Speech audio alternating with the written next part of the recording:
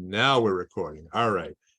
So obviously Drug Story Theater is dealing with substance abuse, a really important part of behavioral health, which is a major focus of this Chana.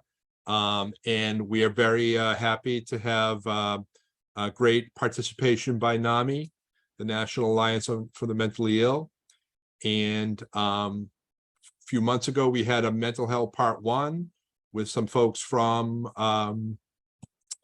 Plymouth Coalition for Suicide Prevention, and we're glad to have NAMI here to provide a part 2 to talk about some of the work they're doing with the roadmap and other resources that NAMI has to offer.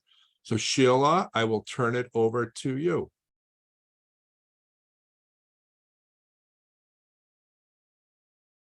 Oh, hi, everybody. I'm Sheila Flaherty. Kathleen, that was a wonderful presentation. Oh, invaluable information. That is truly amazing. But, and thank you. But I'm here, talk a little bit about NAMI. Michael, I want to thank Shana and Michael and the entire team for all that you do for the community. Great work. It's nice to be here today because May is Mental Health Awareness Month. There's going to be 3 of us speaking today, Marie Yang and Barbara DeCunzo, and we have a PowerPoint. And I'm going to start off with some history, what NAMI is. For you who don't know NAMI, it's National Alliance on Mental Illness, okay? So am I able to share my screen, Kim?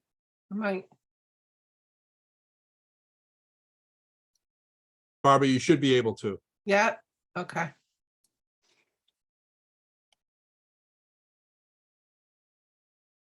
There you go. Gotta back up. Oh, I need to back up. Yeah, this. Okay, there we go. I was practicing, sorry, people. Why is it doing that? Oh, Lord. Practice makes perfect, Bob. And apparently not, Mike. Apparently not. All right, let's exit and come back. Oh. Here we go. I just noticed my mistake. Okay. There we go. Can everyone see that? No, I don't think you're sharing. Not yet. You just want to reshare at the beginning. We got saw it. it nice and clear. Okay, here we go. I got it.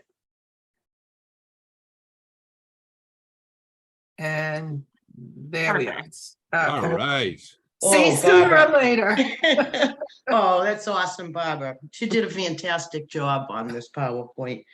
To get going, so our mission, NAMI provides advocacy, education, support, and public awareness so that all individuals and families affected by mental illness can build better lives.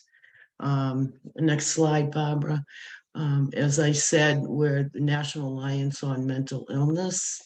NAMI is the nation's largest grassroots mental health organization dedicated to building better lives for the millions of Americans affected by mental illness. What started as a small group of families gathered around a kitchen table in 1979 has blossomed into the nation's leading voice on mental health today. Today, we are an alliance of more than 600 local affiliates in 49 state organizations who work in your community to raise awareness and provide support and education that was not previously available to those in need. Interestingly, Marie Yang figured out what state was missing, and that was West Virginia. They don't have a state organization, but they have an affiliate someplace in West Virginia.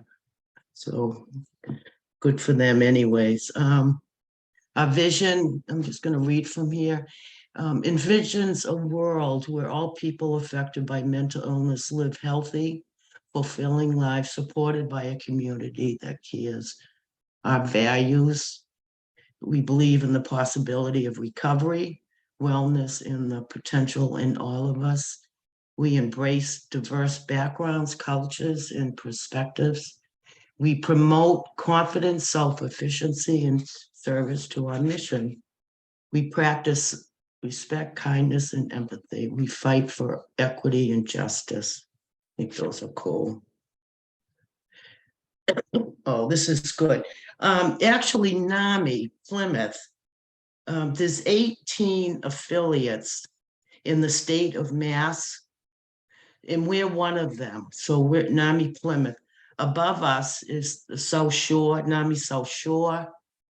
To the west of us is Bristol County, and to the south of us is Cape Cod, NAMI. So there's 18 affiliates within the state of Mass. We are a 501c nonprofit organization. We have a board of directors, there's 11 of us. A wonderful, wonderful group of people. Both Barbara and Marie are on the board and they're here today. And we have about 70 members. And I wanted to say, we're all volunteers at NAMI. We don't have an office. We have practically monthly meetings.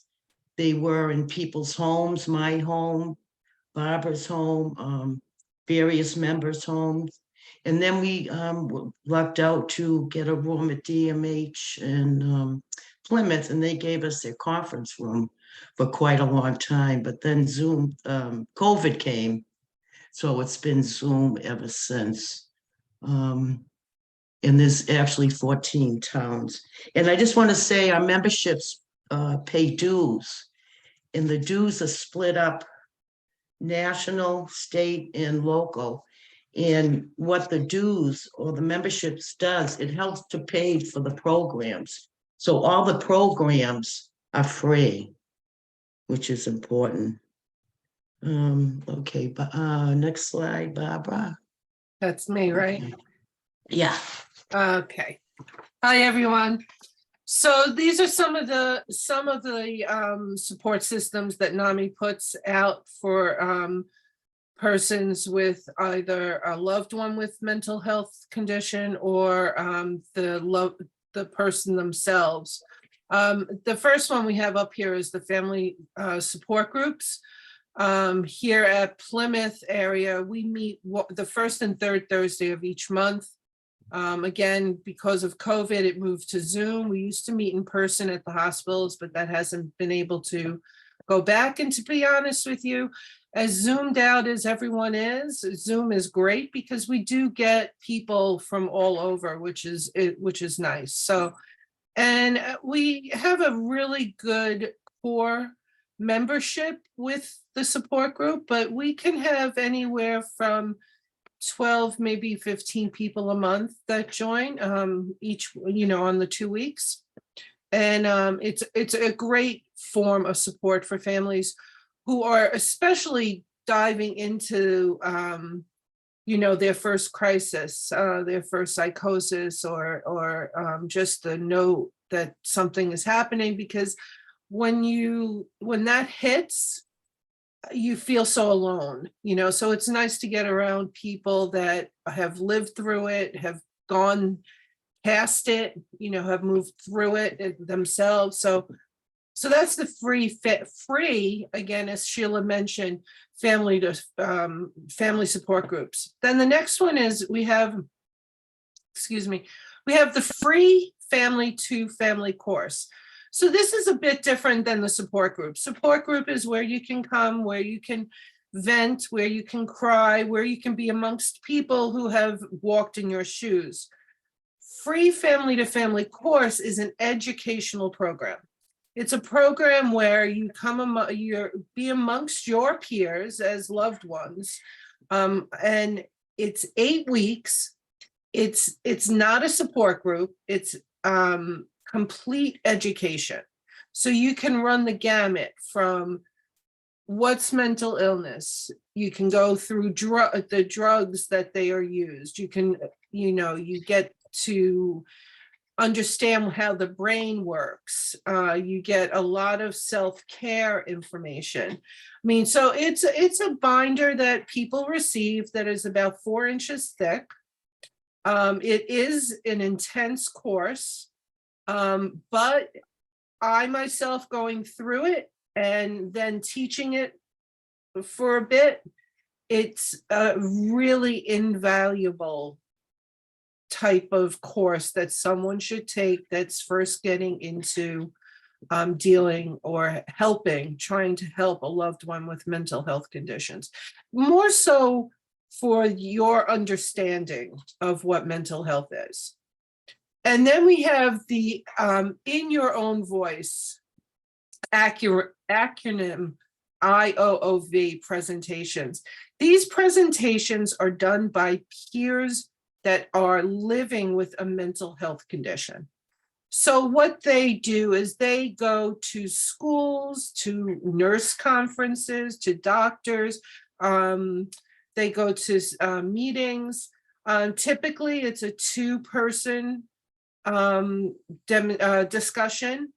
And what these wonderful people who have been through and are living with mental health conditions, they provide information to the group to let them know that recovery is real and that people can succeed with mental health. And it's a very strong informational and encouraging, hoping discussion that we have. And that all 3 are done through NAMI and again, free. So being nonprofit, it's very important. It's very important. So moving on to the next slide. So these are some of the things that NAMI area participates in many throughout the year. So we do have advocacy day at the State House each April, of course, with COVID, not to mention that was put on hold for a while, but that's starting up again. Also, I believe they did it virtually for a while. So mental health awareness month, we're sitting in it. May is the month where that was chosen to be mental health awareness. The NAMI walk, which is coming up on the 20th of May, is specifically done in May for mental health awareness.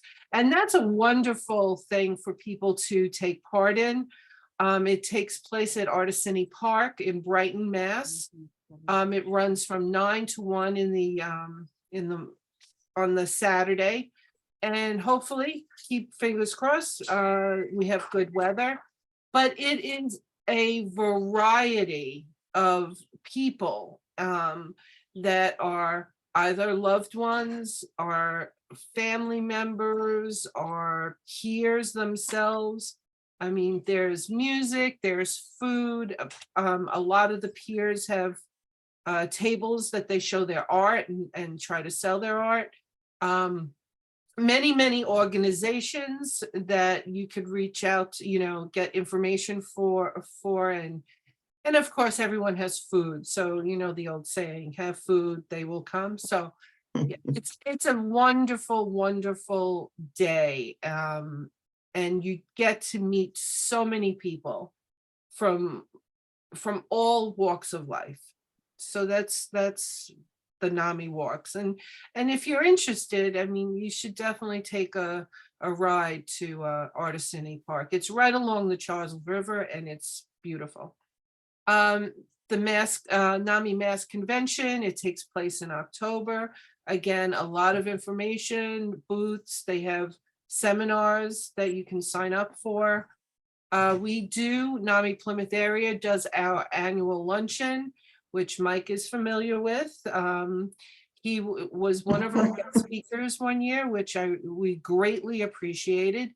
And honestly, Mike, you're off the hook because I was looking for that picture with that pocketbook and I couldn't find it. So I'm gonna say, I still have my Big Bird pocketbook. that I know, I was looking for that picture. So yeah, you're off the hook. I was gonna put it in there, but the luncheon is a wonderful event, again, taking place at the Plymouth Country Club. It's really what it really truly is, apart from a luncheon, it's our annual meeting where we go over our board members, we elect any board members that we need to fill positions. But it's a sit-down lunch. We have raffles, we have guest speakers. It's great, and peers are welcome. So for people who don't get a chance to dress up very often, they get all dressed up and they come from their GLEs and they have a great lunch, and fun is had by all for that. The next is the Jumpstart. So the Jumpstart, actually, I'll go into that on another slide. NAMI Plymouth area, we have a scholarship program that we have just started in the past few months.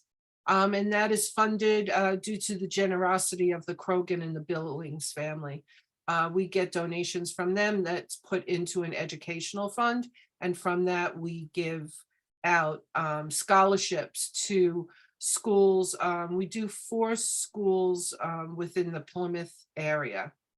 NAMI Plymouth participates in the health fairs throughout the Southeast, including attending special interest meetings such as CHNA, the Hub, DMH Site Board, along with fielding many calls from family members concerned about loved ones. That was a mouthful. Okay, next. Sheila. Hi again, everybody. Oh, the roadmap. I'm just so proud of this. It was NAMI Plymouth and the DMH Site Board put this together. DMH and NAMI are so dear to my heart, honestly. They really helped a lot. It's a great resource book. We updated it. And I want to thank Shana, Michael, in the group for the grant that got us started back in 2021. That was the first edition, and it seemed to be a very big hit. We went back, we wanted to update it, especially with the exciting news, with the new 988 and the behavioral health helpline. So what we did on the inside cover, if you can see it, we put all that information about the behavioral health care helpline. And then the next page is all the crisis numbers, crisis resources. So if anybody's having a tough time and they need to reach out and they have this booklet, they can just open it up and the phone numbers are there. We thought it was so important to get it into the booklet. And I know Erin's going to be speaking next about the behavioral health helpline. But this is a chock full of information in it. And I want to thank Kathleen Considine, I know you're there someplace, for her invaluable input into this roadmap. She did a fabulous job. Thanks, Kathleen. It's outstanding. I know. I just want to also say that we, NAMI Plymouth area, have delivered a bunch of these books to all the police stations and the schools so that they have things readily available for families that, oh, I'm getting an echo. Yeah. Families to have in time of crisis. Yeah. And it's just invaluable resources in there, just everything. You can see this on our webpage, the booklet, but I also have it in paper form, a regular booklet. So if you want this booklet in hand, you can just email me or email our info at NAMI Plymouth, and I can mail you the booklet. We've distributed over 500 at this point, and I'm getting emails again. Can I have some more booklets? And Sean, I saw your email in the chat that you dispersed all the booklets to the schools. That's awesome. So I don't know what else to say about it. It's just, it has everything in it. a lot of information about DMH, NAMI, PIN, resources for homelessness, for help, for peers, for parents, everything. So I hope you look at it. Okay, so moving on, Barbara. Okay, so Thanks, everybody. as I had said, NAMI Plymouth Annual Meeting and Luncheon. Our annual meeting and luncheon has taken place every spring for the past 33 years, minus the COVID years. We meet at the country club, as I had said. It gives everyone a chance to see each other, catch up. It's sit down lunch. Last luncheon we had Dr. Ken Duckworth, who is part of NAMI, and he was going on a book tour. You Are Not Alone is the first book that he and NAMI put together to, and he was starting his book tour. So we were his first stop, which was great. So he sat, he spoke, he sat, he signed books. It's just a great part. And as I said, Mike was there with his, if I could, I wish I had found that picture. Anyway, so it's a really great time for everyone to get together. And we're planning on starting it up again next spring to get back into our routine of every April or May that we have it. Next slide. I think this Oh, is. can I just show one thing to everybody, just quickly? I have the picture in hand that Oh, there you go. we're talking about. I think it's awesome. Hold on, let me stop recording while you show that picture.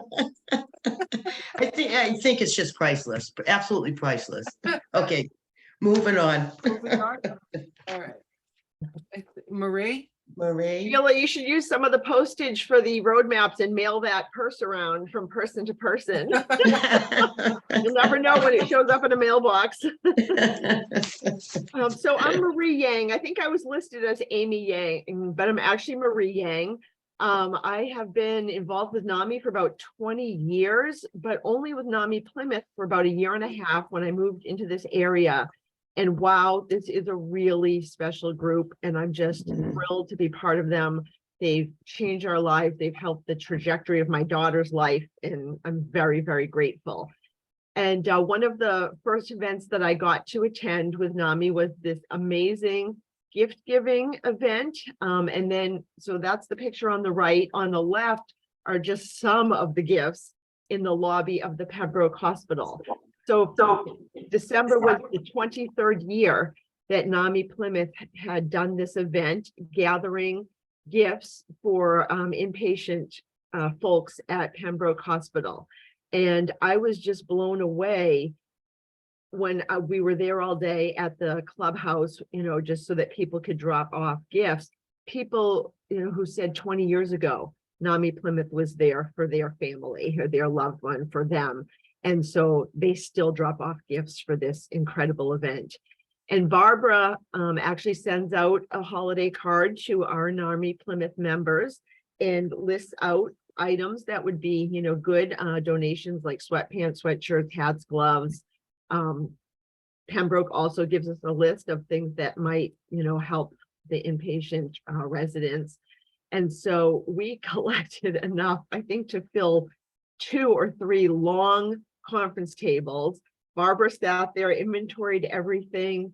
And then Sheila and Barbara, I think Barbara's husband, I don't know if there was anyone else involved, dropped off at least 2 carloads of gifts to Pembroke. And so that's just such an incredible thing. My daughter was in McLean for 7 months last year, and she was there over every single holiday. And it's just so wonderful when people are remembered and not forgotten over the holidays when they're apart from their families. And in addition to the Pembroke Hospital event, we also, for maybe the last 4 or 5 years, have given gift cards to 7 of the group homes. So they typically use those to order Chinese food and do a nice event, nice luncheon.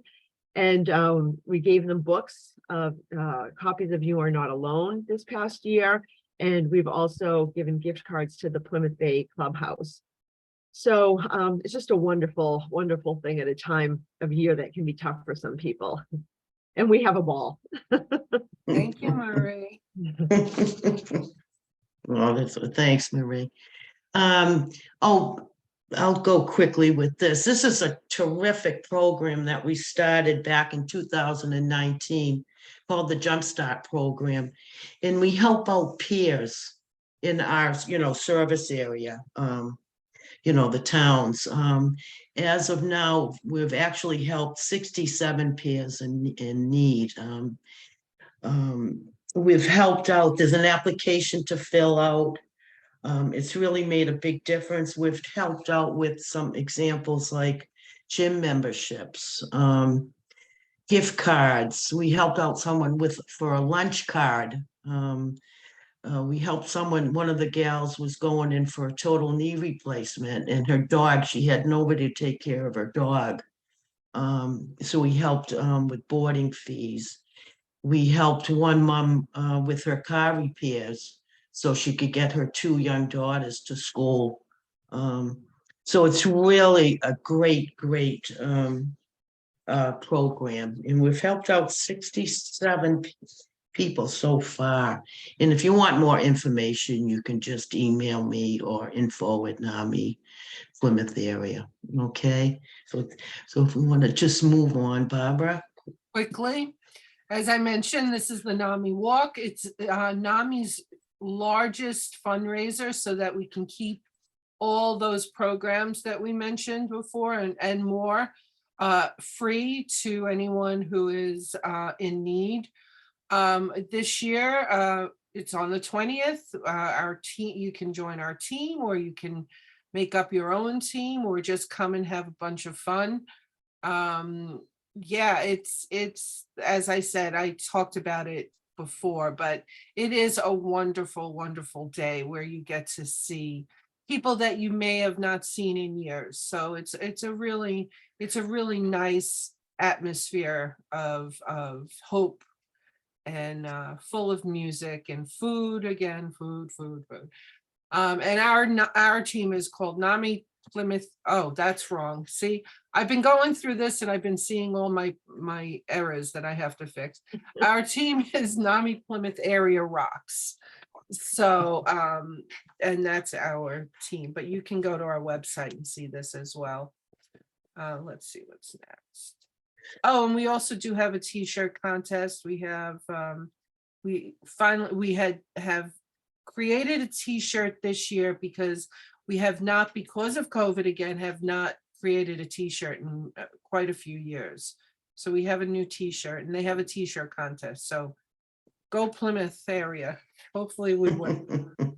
Next up. Okay, so this is past, but last night we had a very we had a really good informational and discussion Zoom meeting on caregivers with mental health. So, parents that have mental health conditions and how they parented their children. And it was quite impressive and informational. And it's up on our website. And if anyone is interested, there were 2 videos. First, the parents were speaking about their challenges and how they felt. And then we had a video of their children speaking and giving their impression and how it affected their lives and how they made, how they worked around it or how they got through it, actually. So if anyone's interested in maybe asking, to see those videos or to have a Zoom meeting within your organization about something like that, Ann Whitman is the person to contact, which is at the bottom here. And it is also on our website if you wanted to get her information. Next. Okay, good. Is this me? Marie? And it's me. So, NAMI is really trying to spread the word about these 2 new resources, 988 being a national resource, the Mass Helpline, which I think Erin is going to speak about, being a new state resource. And we've been leaving pamphlets, leaving flyers, speaking about it on our support groups. I'm sure they'll talk about it in the family to family class. And, I'm just so grateful for these new resources. I did have a suicide in my family 5 generations ago, and it still affects us on a daily basis. So the thought that, these could have existed a long time ago makes me sad that they didn't, but I'm so grateful that we have these now and that NAMI is doing what they can to help spread the word about them. Thank you, Marie. Next up, Marie. Okay, so this is a lot of information and we're near the end of our presentation. So I certainly am not going to go through everything, but I just wanted to really stress that you keep this as a resource because it's really good. It is like a little Bible of wonderful programs that we have. And, it explains again who we are. And I wanted to say at the beginning, I remembered something at the beginning of our talk. I think we were initially called the National Alliance for the Mentally Ill. And I think it was changed to the National Alliance on Mental Illness because it impacts everyone. So it's not just for those who are, deemed mentally ill, it's for all of us. And, we talk here about what we do. There's many excellent programs listed here. And under every kind of light blue area, you'll see we have programs for people dealing with mental health symptoms.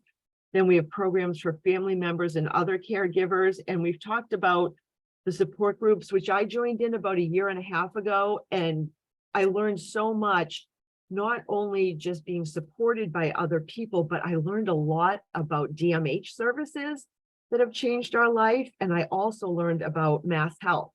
And I think those are 2 huge takeaways for a lot of people that attend our groups, because you don't know what you don't know. And people start talking about their loved ones, getting PACT services or whatnot. And then through the support group, you're kind of led down the path of this is how to go about it and not to lose hope when you get declined and might have to keep reapplying. So I think my page just moved, but I did. okay. Sorry. Can you go back one? Let me just see. Oh yeah, the family to family, that's the program we have going on right now. I learned so much about the brain and that education, it just makes you feel more powerful and met other families. Basics is awesome because that targets the families of children and adolescents. And then the programs for the community members, NAMI in Our Own Voice, we hold those independently. And Sheila, Barbara, are those actually part of the 8-week family to family course? Do we have someone come and do an In Our Own Voice? Within the yeah, typically the ones that I've taught, we do have people come in and do a in your own voice presentation. Yep. And what I've found too is they tend to pair together the 2 speakers very well. They really complement each other. The last one that we had in Wareham, one was a young woman who had issues totally different than the older woman who had already raised a family and was dealing with, discovery later in her life. Let's see, page down. Oh, yeah. And then, yeah, ending the silent. Yeah, so there's a lot. So take a few minutes, I would say, just to even read the title so that someday you might see this and go, hey, I remember NAMI had a program on this. Compass Helpline is another, resource that we promote that people call. We send out little pamphlets that have the Compass information. Sheila, Barbara, do you have any idea how many people a year call that? Oh, God, it was thousands. That's what I thought. Yeah, it's great. Thank you. And then some of our events that are listed down here: Advocacy Day, the NAMI Walks, and NAMI Mass Convention. I mean, we have a lot that we do, and it's really wonderful, and I'm really proud to be part of it. So if you have any questions, you can visit our website first. If you have additional questions, you can email us. Barbara used to monitor the email account. Now I monitor it. We check it, every few days. And it's great because we're able to sign people up for courses through there. funnel a lot of requests to Sheila, and then she'll get in touch with people. A big thing Sheila's been doing lately is handing out information to nurses at schools who are requesting information through our Gmail account. Thank you. Thanks, Marie. Marie. Nice job. So Thanks, everybody. thank you so much. We will make sure that we get these slides to folks. Barbara, I had a quick question about the family to family and those other programs. Are Sure. those happening now, and how can people sign up or get more information about those? Okay, so we do have a group family to family course happening right now, but what people can do is go to the NAMI Mass site and check out, look up family to family course, and they will give you a list of the courses that are happening. Again, a lot of them are via Zoom, so you can certainly join in anywhere in the state. But yeah, right now we're in the middle of one, and hopefully we'll do another one. But the one we're in, the one that's being held now, which is really nice, is it's in person. So it's really, I think it's nicer to be in person, especially for the course, because you And- become a family. Whereabouts is the in-person course? The held? one that's happening now is at the Plymouth Library. Okay, perfect. Yeah. Great. But just go to NAMI Mass and look up family to family course, and they'll give you all the information of who's running it and things of that sort. So, Awesome. Does anyone have any other questions or comments? No, we want to make sure we get to Erin, talk about the health line, behavioral health line. Barbara, Sheila, and Marie, thank you so much for the presentation. We will make sure that those slides get out to everyone. great. Erin, I will turn it over to you to talk about the behavioral health helpline. Thank you so much. And that is the second time I've seen the NAMI Plymouth presentation, and I learn a whole bunch of new stuff the second time around. So thank you guys for also starting to talk about the behavioral health helpline a little bit. Let me share my screen.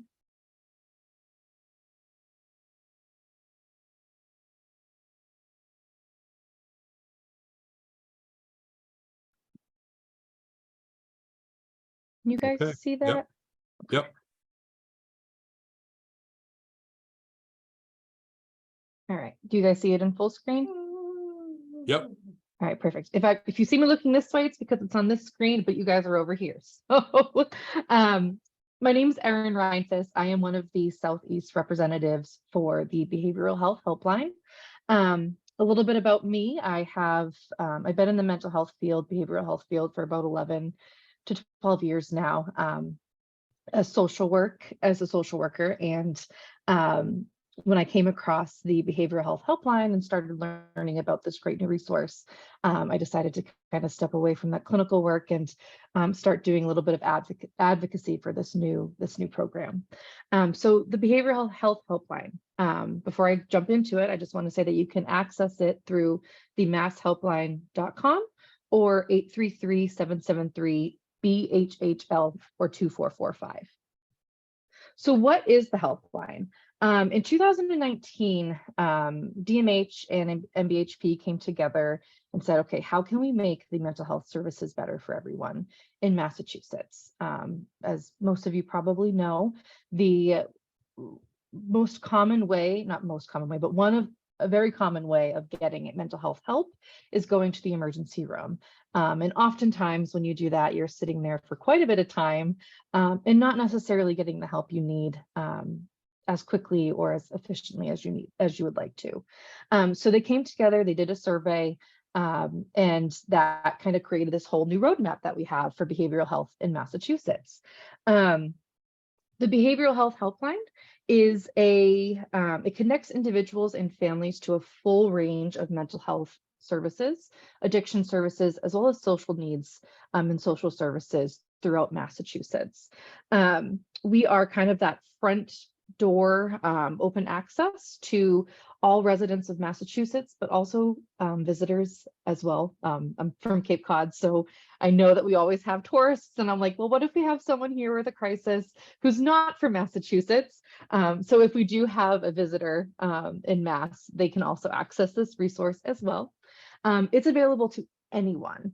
We don't require insurance. There are no payments. The only thing is when we do set you up with resources, obviously then we will use your insurance to set you up with the appropriate resources. And this is a brand new resource, started January 3rd of this year. So we're still in those baby phases, starting to go into the toddler phases.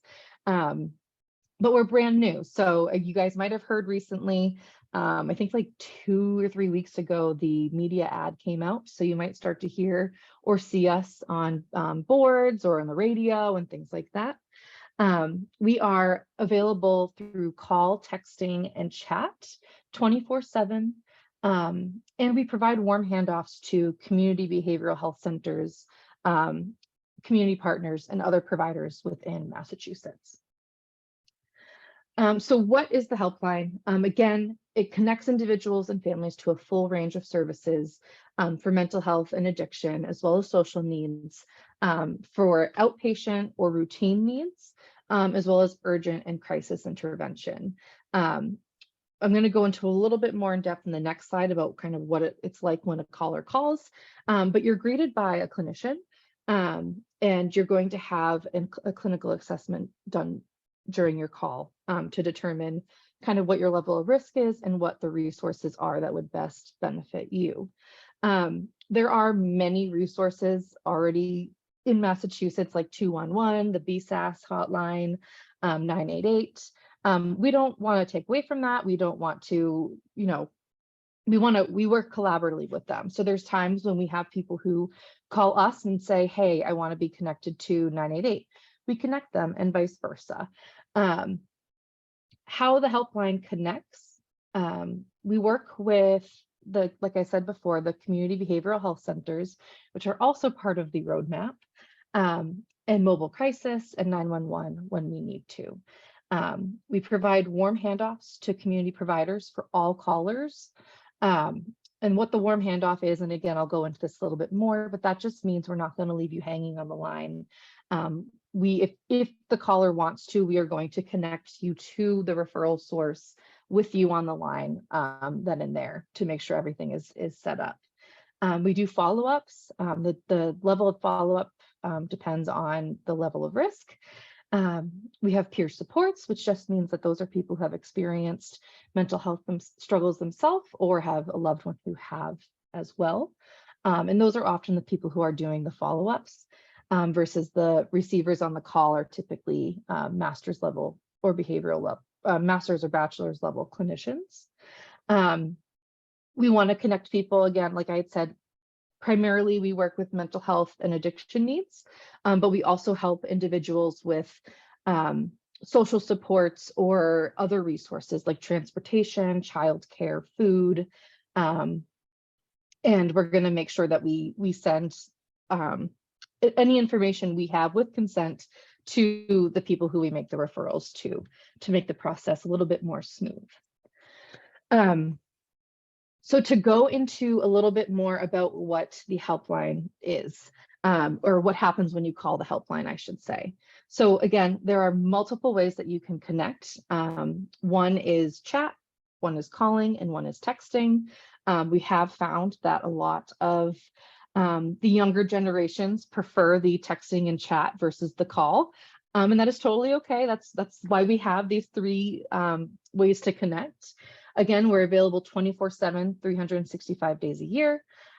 We have over 200 languages available for translation, and we also have resources for the deaf and hard of hearing. So we want to try to break down those barriers and make sure that everyone has access to this. So a caller calls, and again, they're going to be greeted by a master's or bachelor's level clinician. They are all trained in crisis de-escalation skills and stabilization skills. So what the clinician is going to do is we want to make sure that you feel comfortable. For a lot of people, it might be their first time calling. Maybe it's not your first time calling. Either way, we want to make sure that you are feeling comfortable and we're not just going to jump into a million questions. We're going to try to connect with you and build that rapport. So maybe we hear a dog barking in the background. The caller or the clinician might start asking questions about the pets and things like that. Again, just trying to build that rapport. Through that, we're going to be doing a formal assessment. And it is, I mean, it's a typical assessment that you would do like your first therapy session. Lots of questions, but again, we're not just going to be kind of checking off the boxes. We're going to ask them in a conversational way. And of course, if someone is higher risk, we do the Columbia scales and a couple other different scales to determine level of risk. If someone is higher risk, you know, we might not be having as much conversation. We might just be trying to de-escalate and utilize coping skills. But that's another thing that we do, is try to recognize the level of risk and what is appropriate, which brings us to the referral match and warm handoff. So we have a couple different types of databases for all over Massachusetts. Whether they be the community behavioral health centers, substance support abuse, domestic violence supports, you name it. We have a database with a whole bunch of different information on there. And we want to make sure that we match you with a few things. One is we want you to be close to home. Obviously, depending where you are, it's not always possible to have somewhere within 30 minutes. That's our goal, is to have somewhere close to home. And if not, we are going to help you get transportation if you don't have it. We want you to be close to home. We want you to have the resources you need. And if you are higher risk, we want you to have the resources sooner than later. So that's when we are able to do the warm handoffs. And what the warm handoff, again, is, we're not going to leave someone in crisis or someone who's having a hard time on hold. That's the last thing anyone needs in that situation. So we're going to call whomever we do the referral to. And again, with consent, we'll introduce ourselves. We will, I think this might go into a little bit on the next slide too, but we'll introduce ourselves. We will talk about kind of a little bit about what they were talking about, the presenting problems and level of risks and things like that.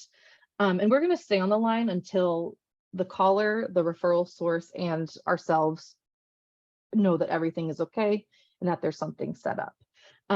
We do have individuals who prefer to have just to get the information and call themselves, and that's okay.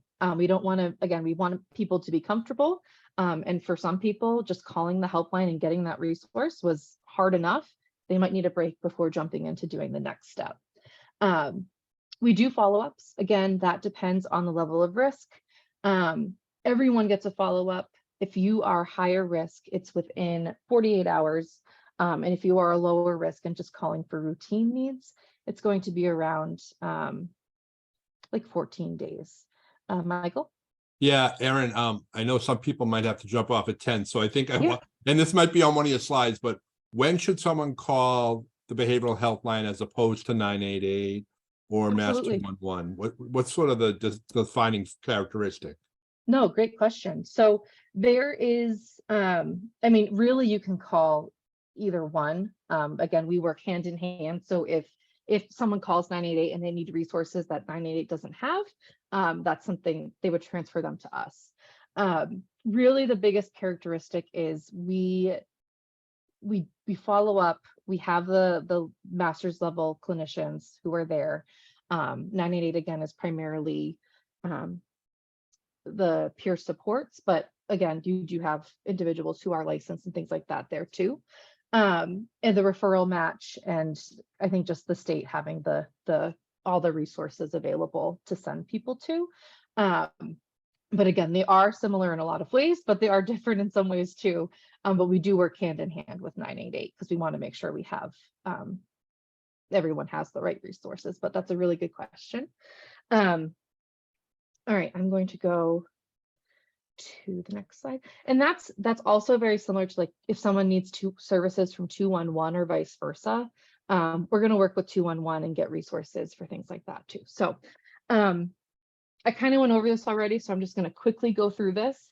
The warm handoff, again, this is optional, and we only do this with consent from the callers. If the caller doesn't want a warm handoff, we don't force them. So once we complete the assessment, once we talk to the caller about, our thoughts on what services they might benefit from, We offer the warm handoff, and if they say yes, we do a 3-way call directly to the referral source. The clinician will introduce themselves. They can introduce, if the caller feels more comfortable with the clinician sharing the information that they had just shared, the clinician will do that.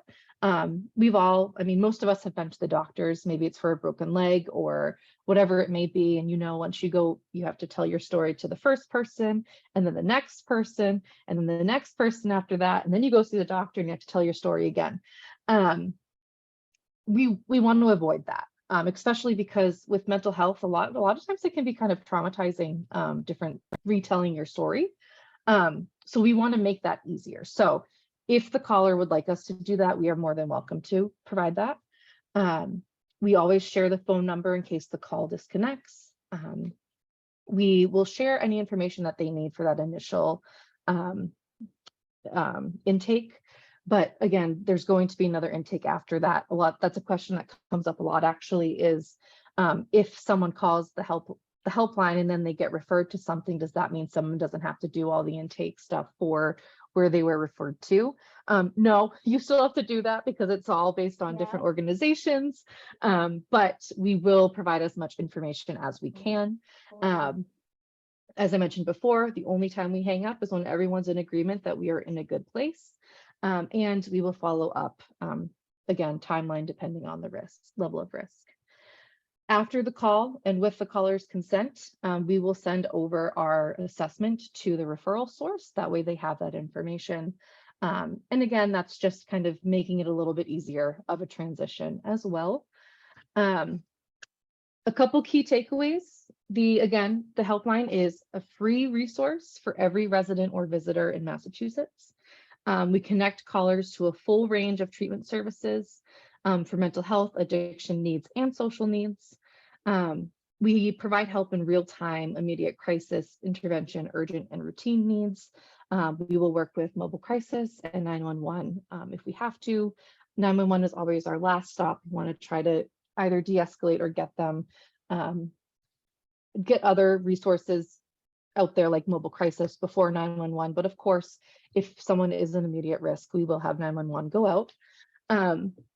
There's more information and some fact sheets at masshelpline.com. And we do have promotional materials. I think we have them now in 17 languages. It started with 3, but now we have, I think, 17. It says 13, but there's more now. Like posters, brochures, and wallet cards that we also like to hand out and give individuals to share with their communities. One last thing I want to say is this helpline is a resource that I think has been needed for quite a long time in Massachusetts. Very long time ago, I had to call crisis for myself. I was just struggling and I didn't know who to call. So I called a random number that I found online. And that was before, like, it was very easy to Google everything. And the number I called had basically said, you live outside of our zone, so we can't help you. Please go to the emergency room. So me being young and not really knowing anything yet, was like, okay, let me go to the emergency room. And it was not the best experience. And I will say getting turned away from that at that time was also very hard because I didn't know what else to do or where else to go. So the fact that we have something now that's not just going to turn someone away. Someone from Cape Cod, someone could call Western Mass and still get help, still get the resources. So this is something that I think has been in the works or needed for a while. And I am very glad to be advocating for this. Especially, I've also worked with a lot of parents who don't know how to get help for their kids. Something I didn't mention, which is the last thing I will say, you can call for yourself, you can call for a loved one, you can call for a friend. We have clinicians, we have teachers, school counselors, officers calling as well for people that they're working with too. And we will help however we can, in whatever way we can. And if we can't, we will work along the other resources that already exist. But we want to make sure we're that one-stop shop for everyone in Mass. Awesome. Erin, thank you so much. I know Of you're in course. early days, but do you have any sort of data on how many calls and referrals have been Yes. made? Yep. So we do get we do have some data on that. We have, I mean, when we started in January, it was like double digits types of calls. Now we're up to usually around 1,000 or more a day or a week. Wow. So depends on the week. It's going to be interesting to see how the summer months change, because usually that a lot changes with kids and transitioning to school and things like that. But we do have the numbers going up, which is great. Again, the media campaign just got released, so we were expecting that. And with referrals, surprisingly, a lot of people have, which is good too, a lot of people have preferred to do their referrals on their own rather than the warm handoffs. But with follow-up, with the follow-up that we do, we have confirmed that a lot of people are following up as well. And we don't have actual data on this, but I do know a lot of times kids will call, and under 18, of course, you need parental consent for different things. Someone who's under 18 can call and talk to the clinician. The only time we would need the parent involved is consenting to whatever referral would be needed if that was the case. And so far, I think most calls, the parents have been on board and totally supportive of that. So I don't have the actual numbers for that, but I do know that that's something else that's been happening too, which is absolutely great. Great. We had a question in the chat. I don't know if Heather wants to ask it or I can just read it, Heather. I think I heard you say mobile crisis. How do you refer for that, and what is the area that they cover geographically?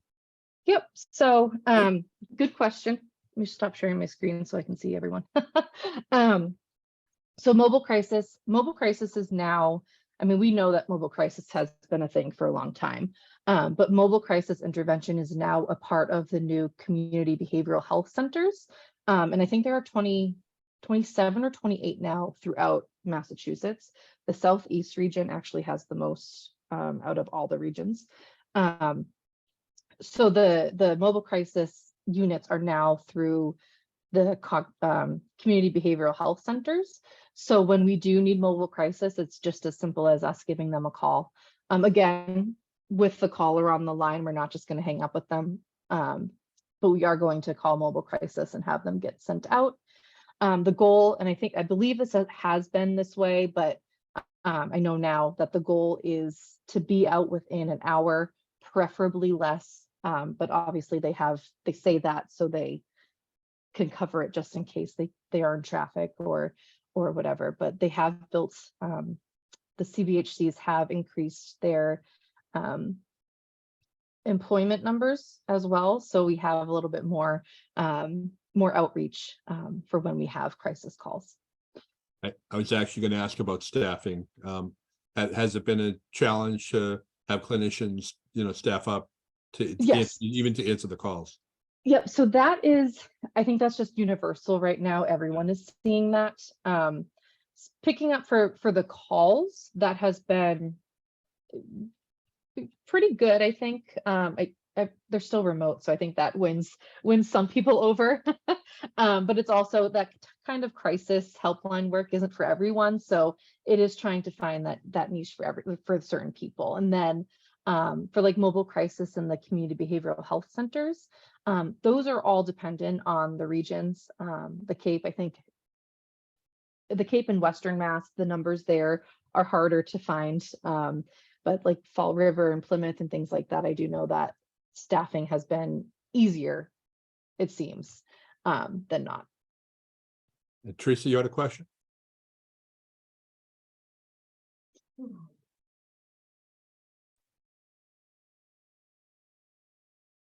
There you go. Sorry, I couldn't unmute. Hey, Erin, we actually met at my Yes. conference. Yeah. But my day job is I'm embedded with primary care, social worker, and behavioral health. So I've been using the helpline primarily for mass health patients Yes. that I can't place. And I'm just wondering, so like if I'm sending them to you guys, do you guys have contracts where you're able to like actually get them in with people, or are they just getting waitlisted the same as if I was referring them? So we, unfortunately, the helpline isn't just a way to kind of skip the wait lists. We work with all different insurances, and we have the outreach for MBHP or other like private insurances and non-insured. When you call the helpline, again, we can't just jump the lines, but if someone is like a higher risk, again, that doesn't just mean like that they're thinking of SI or self-harming or like thoughts of harming themselves or others. If someone is just really is higher risk in general, has more risk factors, less protective factors, we are going to try to get them in faster. We kind of have 3 levels of risk. We have low level, urgent, and then emergent. If someone's urgent or emergent, our goal is to get them seen at least once within the first 14 days. Again, if someone's more routine, it might be longer than that. If someone wants like a specific person, or they have like someone wants a male or a younger person, an older person, whatever it may be, that all changes the levels of wait lists. I will say, and I didn't mention during the presentation, if there is a wait list, I think another great thing that the helpline has is we will connect you to services to bridge that. So maybe it's going to be a support group or meeting with a medication provider temporarily.